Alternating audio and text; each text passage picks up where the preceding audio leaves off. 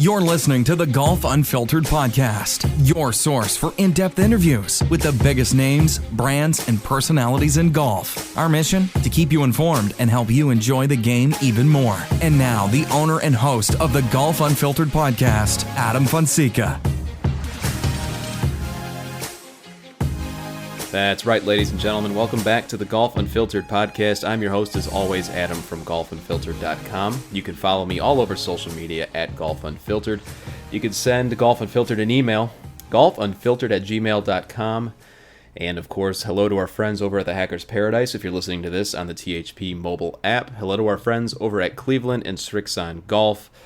Been playing their equipment for the last year and a half now or so. Still loving it. Got out today and played a little bit with it as well. I'm going to talk a little bit more about today's round and today's topic, but also hello to our friends over at budgetgolf.com. Be sure to check out all their great deals. They've got a ton of sales going on right now, even for the July 4th holiday. I am recording this on the Sunday before July 4th, and I'm sure that a lot of those deals are still going to be available at the time of this podcast release, so be sure to check out budgetgolf.com. Today, folks, it's just you and me.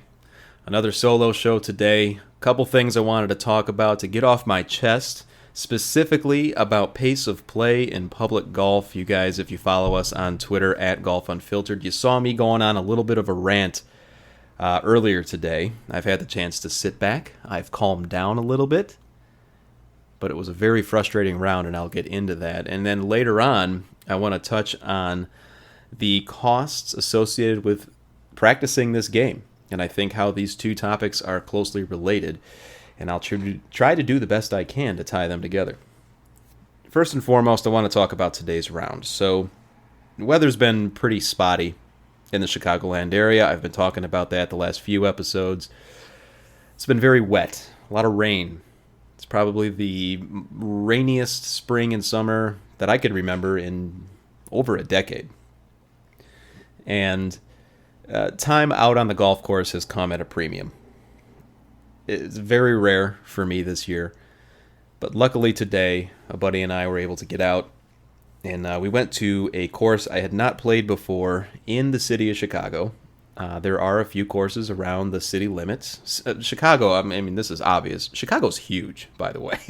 It is really massive. I know a lot of people, when they hear Chicago, if you don't live in the state, you think of, like downtown Chicago. You think of the Loop. You think of, the skyscrapers and all that. But, Chicago's a pretty big stretch of land there. It's got a lot of different neighborhoods. And today we went out to Indian Boundary in Chicago. It is a forest preserve course. I had never been out there before. Buddy and I, were just thinking about getting out there in the morning. Didn't want to pay too much. And at one of the suburb courses, obviously there's many around my area here, but we really didn't feel like paying, over $80 just to get out and play really quickly. And obviously it's very busy because of the weather issues I talked about earlier. It's about $49 to go and play. Pretty good deal. Figured, why not? Go out there. Hadn't played the course before. Looked at a few things on Yelp. Looked at a few reviews. Pictures looked pretty nice. Course looked pretty well manicured. It was. It was actually in really good shape for a forest preserve course. I was a little weary of the fact that it's got 3.8 stars on Yelp. Didn't really know what was going on there. But anyway, we went for it. Got paired up with another twosome. Nice guys, younger guys, average-ish players, but nothing that would preclude us from having a good time. It was very hot today as well, and so there were a lot of people out there that were just trying to beat the heat, dodge the rain clouds, which eventually did come. And we got off and running. And it was playing pretty well, actually. So was my buddy. And then 2 hours turned into 3 hours, and we are standing on the 7th tee box. We knew that it was going to be pretty long. We knew that. We knew that going in. Tee times were already, tee times were being missed. They were backed up a little bit at the first tee. The starter was nice enough. He explained everything to us, being the first time that we were on this course.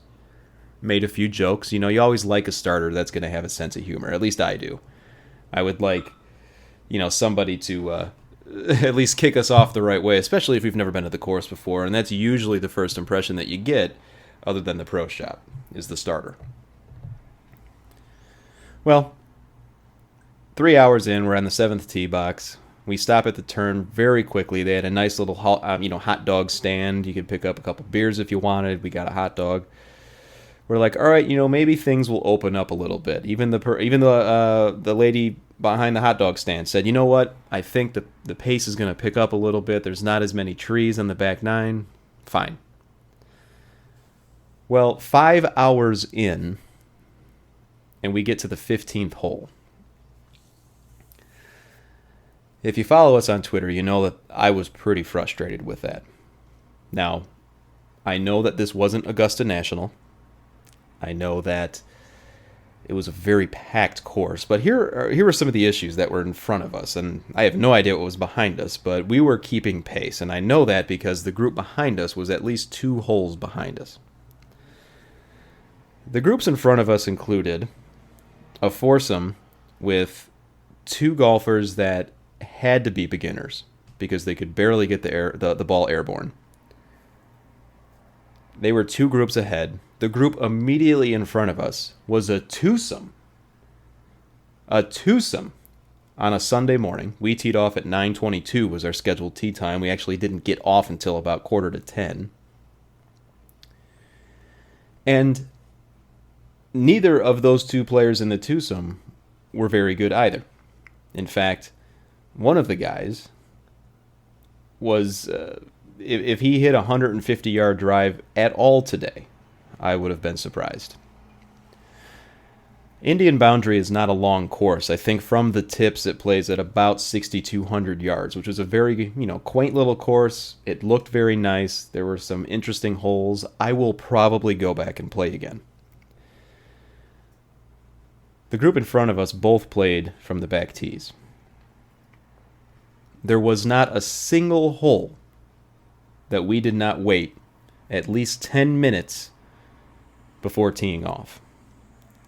And that was a minimum. At one point on the 15th hole, which is a par 3, it was measuring about 160 to 70 yards today. I forget the exact distance.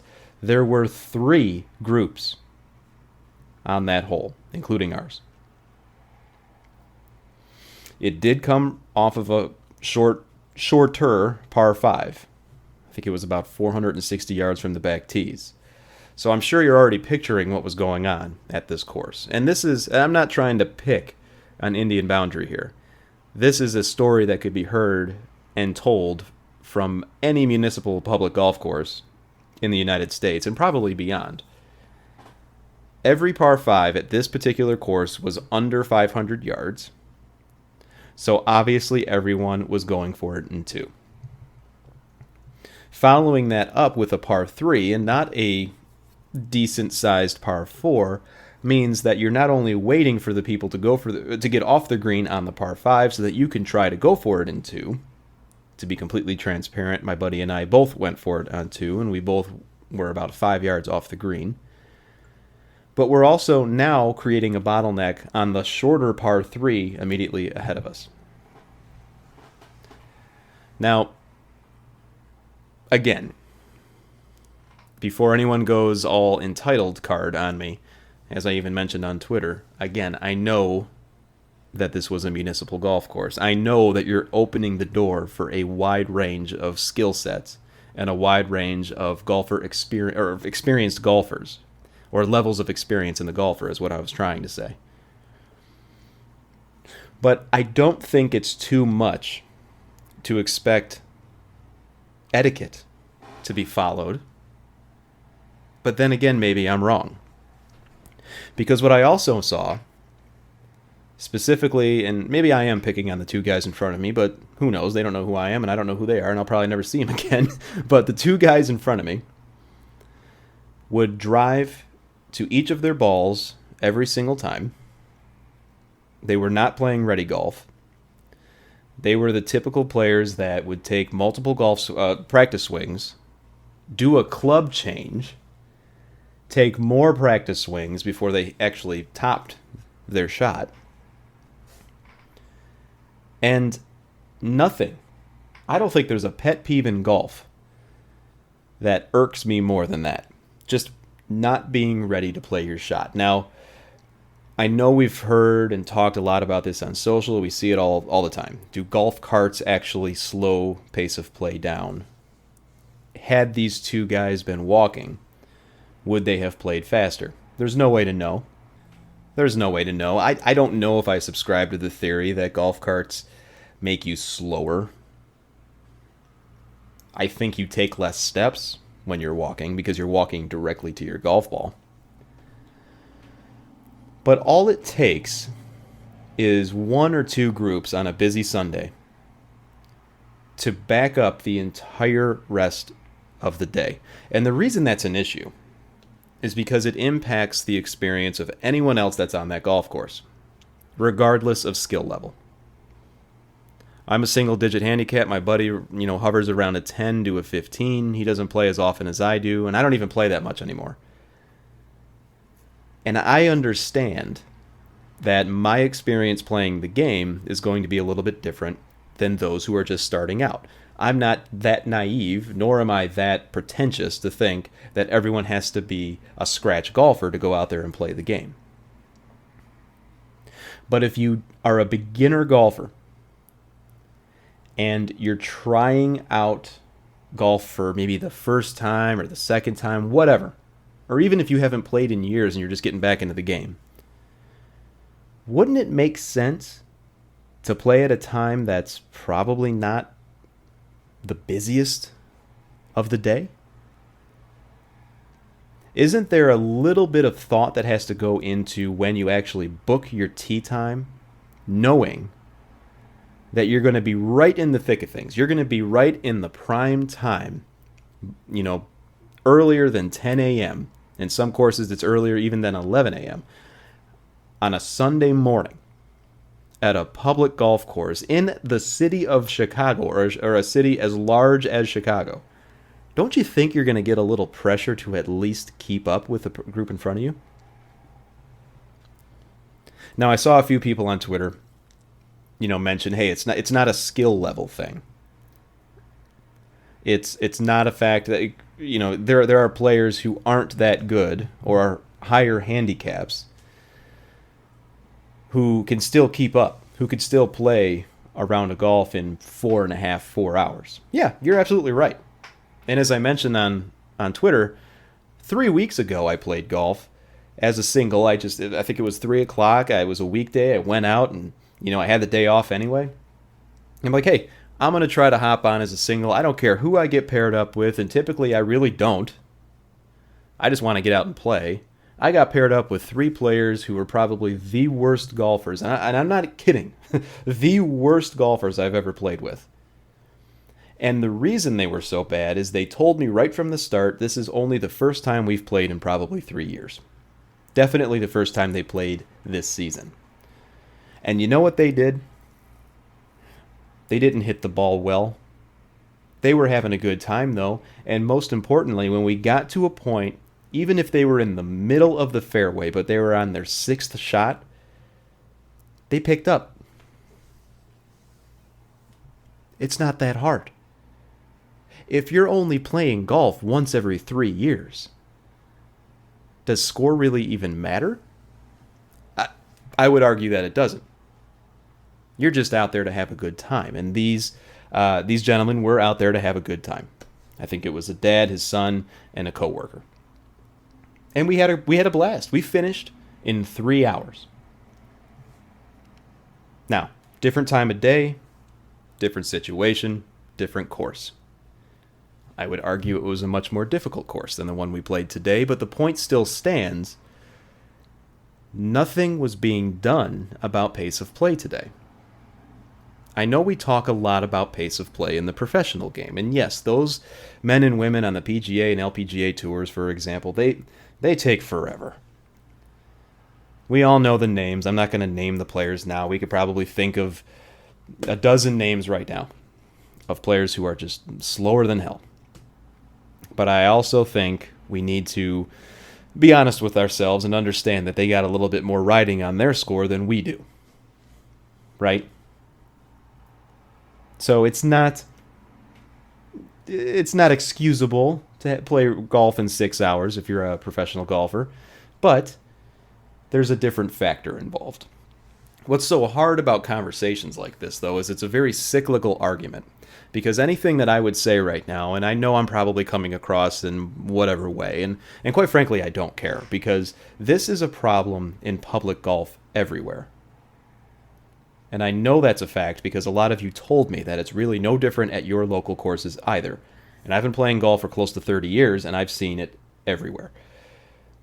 The fact of the matter is, no matter what point I bring up, someone's got a counterpoint. It's not skill level. It's pace of play not being enforced by the marshals. Well, yeah, that's true too. There was one marshal out at the course today. He was also the starter. That funny gentleman I talked about earlier, by the way, he was the ranger today. Did we see him at all? No. Why? Because he was at the first tee with the line of golfers. It was a busy day. That's just poor staffing in that case. Well, Adam, I mean, how much money do you think that this Forest Preserve golf course has? I don't know, and I don't care.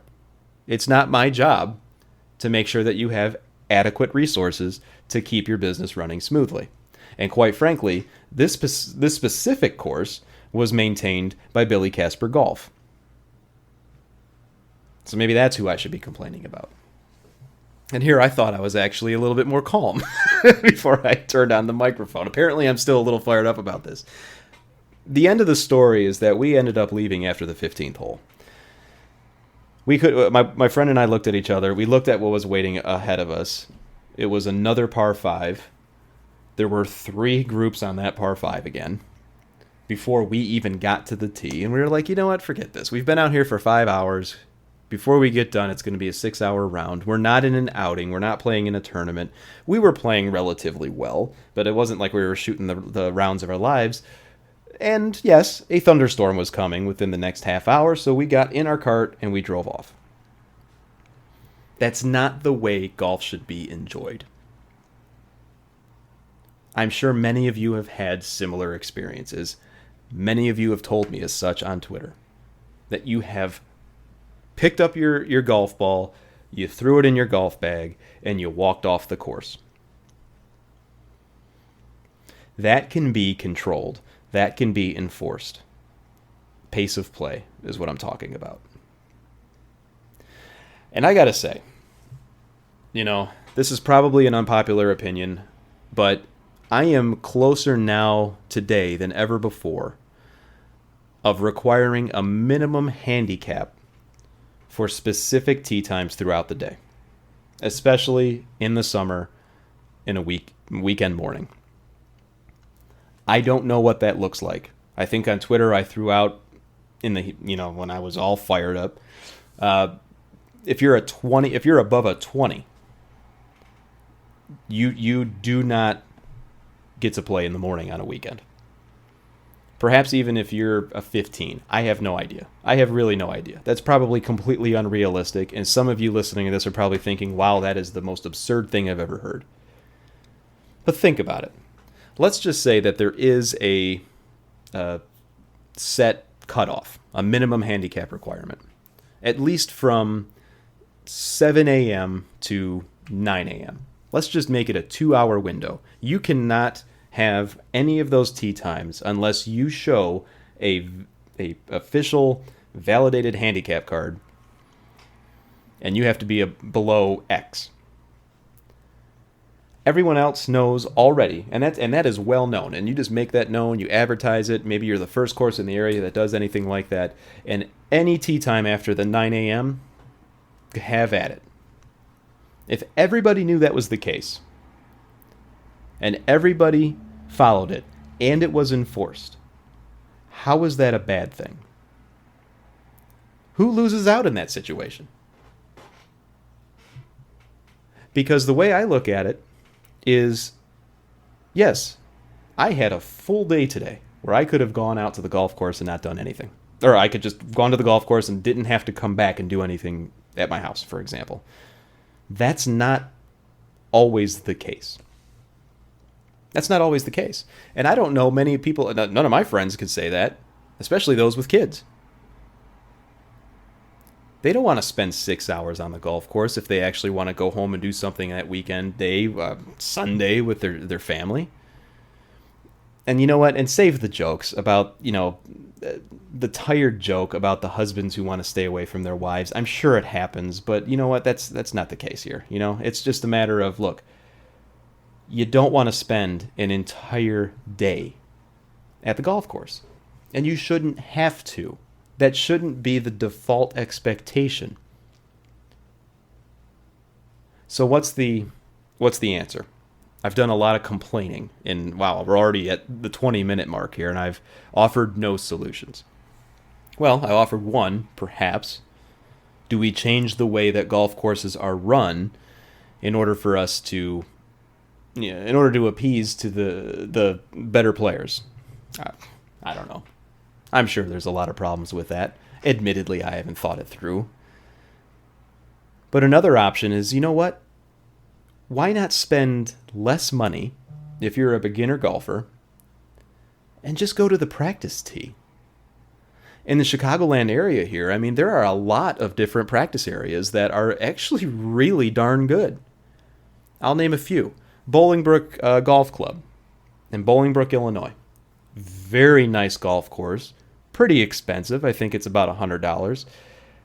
But they have, just on the other side of, I think that's Renwick Road, there's a top-notch practice area that includes a Cleveland Golf, and I swear to God I'm not saying that just because I'm partnered with them, but there's a Cleveland Golf scoring area where they've got like 4 different greens of different shot types. There's bunkers and everything. It's absolutely fantastic.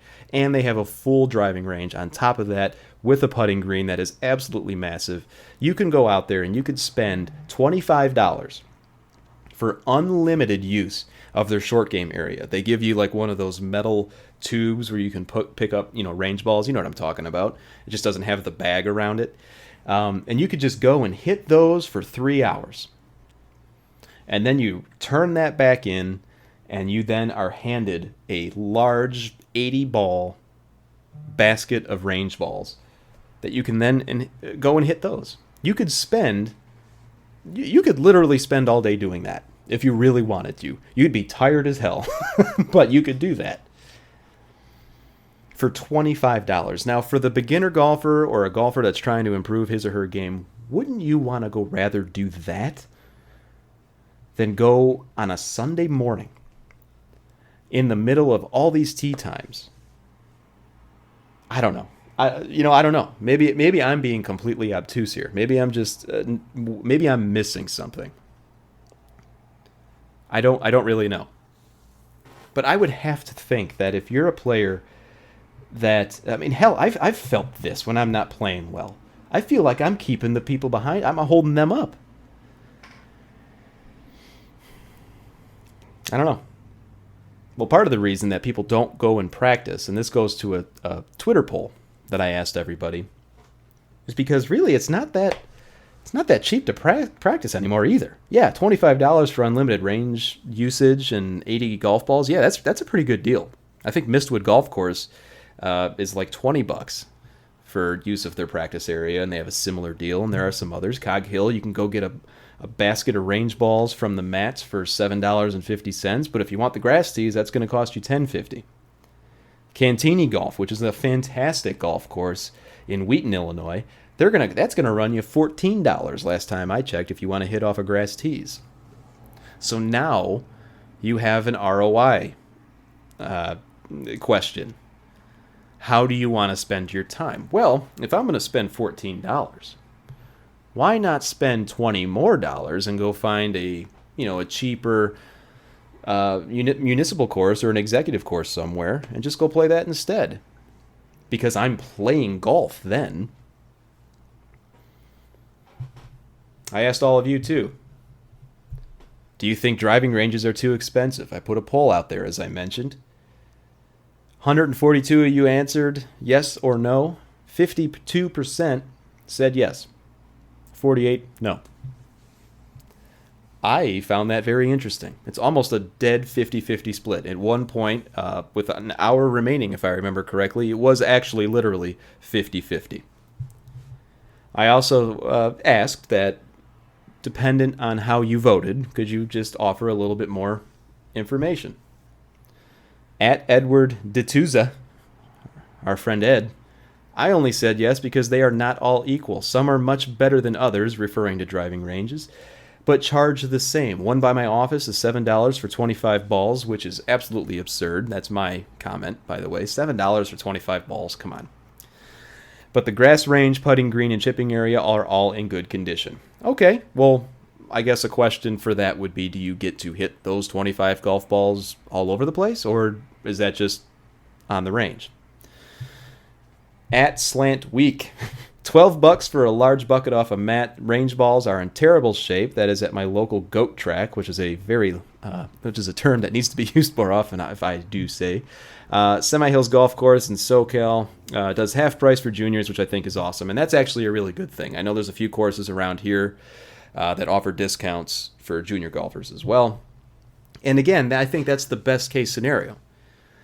If you're a younger golfer, and skill level, whatever, but if you're a younger golfer and you want to go out and actually just spend a day at a golf course, yeah, I mean, that's the group that we should be allowing to go and do that.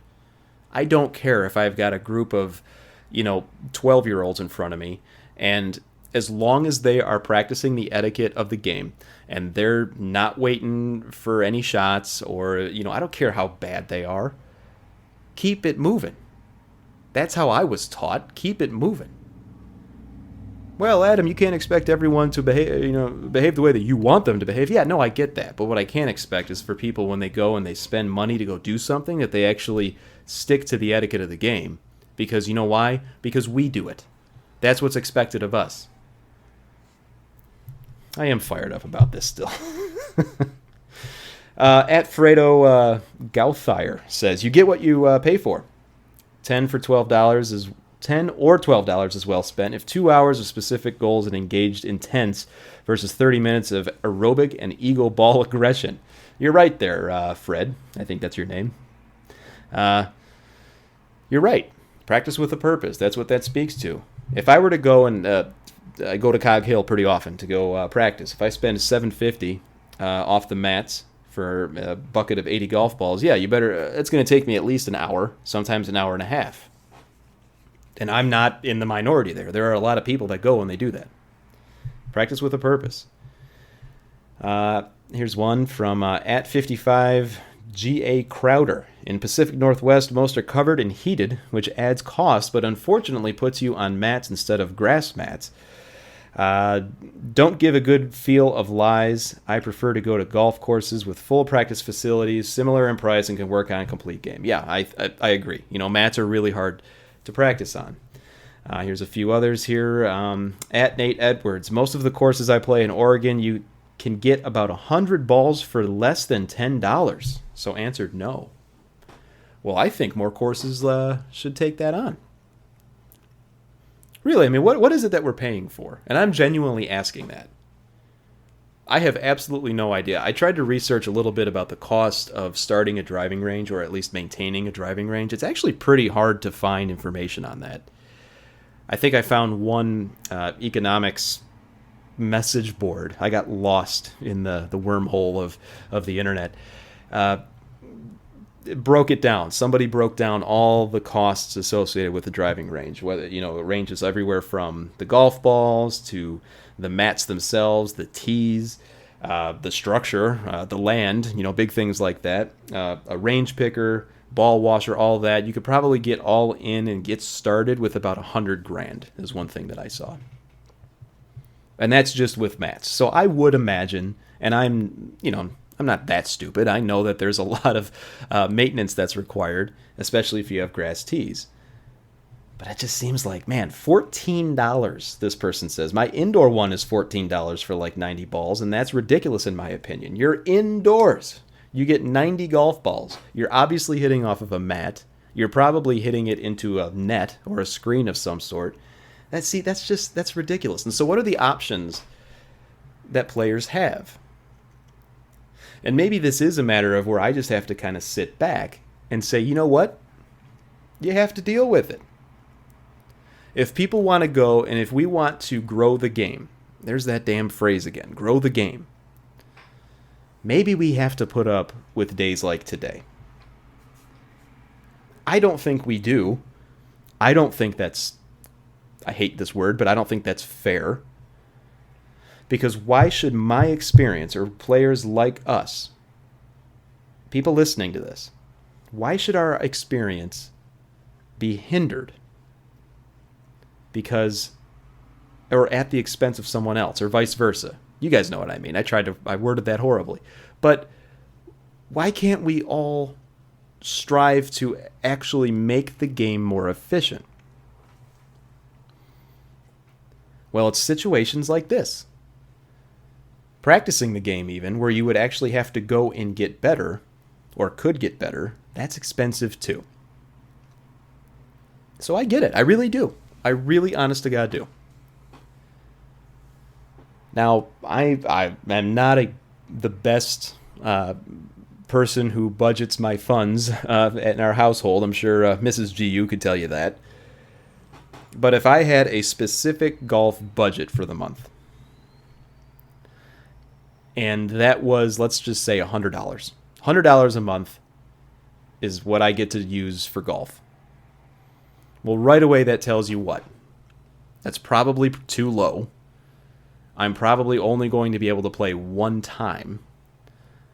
And if I want to throw in any practice sessions in there, well, I guess every time I go to the range, especially if I go to any of these that people were mentioning, the quality of the course that I get to go to with what's ever left over, that just continues to go down. And that puts me in a situation where no matter how many times I went and practiced, I could be at a municipal golf course like I was today, and I got to spend 6 hours out there. I don't know. I just think it can be better. And so, taking a step back, thinking a little bit more objectively about this whole thing, I understand that what I experienced today was probably an outlier, and it is. Truth be told, I may have mentioned this earlier, but 4 hours, 4.5 hours, that's usually the average, for 18 holes that I experience in my area. And I would think that's probably pretty much the case nationwide. I'm taking a guess there. I have no idea if that's true. I've played much faster as well. I've played in under 2 hours. If I had to state a preference of how fast I would prefer to play 18 holes in, I would say anything under 4 hours is a good day. I also know that in a game that is as exclusive, or has a history of being as exclusive as golf, a lot of what I said today probably comes across as, wow, what are you talking about, Adam? Are you saying that we want to actually push people away? Are you saying that you actually have to be as a certain level in order for you to actually get onto the golf course? Shouldn't you be talking more about inclusion than exclusion? Well, yeah, we should be. But as I mentioned in a piece on golfunfiltered.com a little bit ago, I think I wrote it in the Unfiltered Friday about the show Holy Moly. I know a lot of you are enjoying that show. I have to admit, it's funny. I like it. It's, it is what it is. You have to go in knowing what you're getting into. But in that piece, I talk a lot about this whole concept of growing the game and how I feel that that's lost its meaning over the last couple of years, certainly in this year. Everybody wants to grow the game, and everybody wants more people to play in the game, and they want to see juniors. They want to see more inexperienced players of any gender on the golf course, as long as it doesn't impact your experience. And a lot of what I said today in this episode probably throws me in that category. And yeah, that's hard to admit, because I want to see golf courses pop up everywhere. I want to see golf courses well maintained and people enjoying themselves and junior golfers out on the course. I don't see that enough.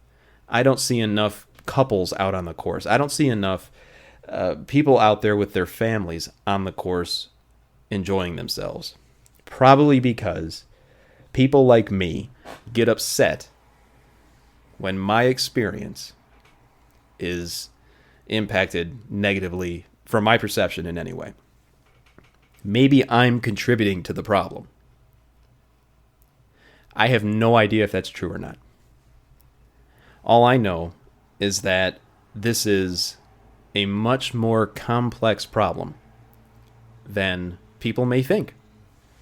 There is no one-size-fits-all solution to this. A couple of the things I mentioned today, I don't know. It's very exclusive stuff. If you're going to have a license like they do in Germany, I believe it is, that you actually need a golf license in order to go and play, I have no idea how you get that. I imagine that there's some sort of testing protocol or ability test. I don't know. I don't know if we have to get there. I don't want to go renew my license. I don't like to renew my car registration, like the sticker on my license plate. I don't want to go renew my golf license.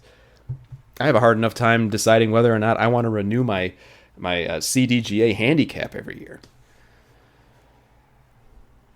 But there's got to be a middle ground here somewhere. If it's too damn expensive to go and practice, to get better, so that you can then go with confidence and the ability onto a golf course any time of the day and enjoy yourself and have people around you also enjoy themselves because they're not waiting on you. How do we make that easier? And I'm honestly asking that to you listeners. If anyone's listening to this and if you've got ideas, you know how to get a hold of me. At Golf Unfiltered on social media. golfunfiltered@gmail.com is the email. I don't know. Today was just one of those days, I guess. It was just an interesting... It was a... as I called it on Twitter, it was the prime example of the paradox that exists in the game of golf for people who want to enjoy the game a little bit more. You have to be of a certain ability in order for you to not make jerks like me upset. But in order for you to get to that ability, you have to go and practice somewhere, but it costs too much to practice. Let me know what you think. Reach out to us at those social networks as well as on email. Really interested in your thoughts.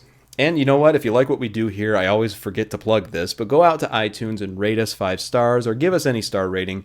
Leave some feedback. Leave a review. Really take that seriously. Really enjoy any of the feedback that we get. I know a few of you send us some emails as well. I read every one of them that comes through. Please continue to do so. If you haven't already, go out to the website, golfunfiltered.com. We have a merchandise section. There's only one thing out on the merchandise section, and it is our GU Shield caps. We've sold a few of them. Feedback that we've received so far has been pretty positive. Go out and take a look at them. It's pretty, your typical dad hat, unstructured hat look. Go out and take a look. We've actually just reduced the price down to $15, not including shipping and taxes. I feel that's a pretty good price. I'm biased.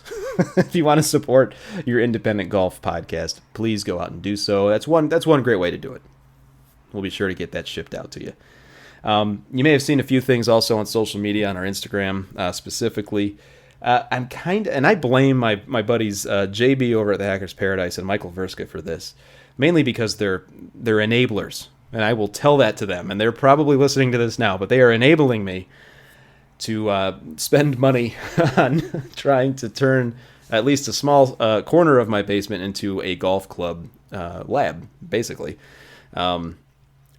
Something I've always kind of wanted to do anyway. Working in a golf course growing up, I knew I was taught all the general basic club building and club repair things. Very, very basic stuff. I can, reshaft a golf club, for example, or regripping, of course, stuff like that. And I always thought how nice it would be to be able to do that in my home, and then, as you all know, if you've listened to this show for any length of time, you know that my wife and I, we've been in this house now for almost 3 years, which is unbelievable. And this is the first time that I actually have a basement where I can go and do this type of thing. And so I am a complete novice when it comes to this type of stuff. I know JB and Michael, they try to give me some tips every so often, but if anyone's listening to this, if you've got any resources that you think I should check out, I'm talking about club building, and any devices. I know the stuff at Golf Mechanics is great. Golfworks.com is also great.